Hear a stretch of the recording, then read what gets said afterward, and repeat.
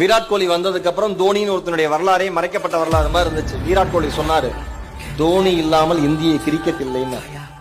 இவர் தான் world cup வாங்கி தர போறாங்க. ஸ்கோர் கேட்டுட்டே இருக்காரு. 2003 உலக கோப்பையப்ப தோனி டிக்கெட் கலெக்டரா இருந்தப்ப ஒரு பயணி சொன்ன வார்த்தை, பின்னாளில் வெற்றி பெற்ற பிறகு தோனி அவர்கள் சொன்னார்கள், அந்த மனிதருடைய வார்த்தை தான் என்னை இந்த இடத்தில் கொண்டு வந்து நிறுத்தியது.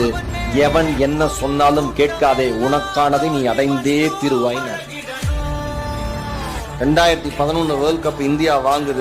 3 விக்கெட்டை இழந்து ஏப்ரல் 2ஆம் தேதி 2011 சச்சினுடைய கடைசி உலக கோப்பை என்று உலகம் முழுக்க இருக்கிற இந்தியர்கள் பேசிக் கொண்டிருந்த பொழுது, 3 விக்கெட்டுகளை இழந்து இந்தியா தடுமாறி கொண்டிருந்த பொழுது, தோனி என்கிற ஒரு சிங்கம் அது வரைக்கும் களத்துல இறங்கி அடிக்கவே இல்லை.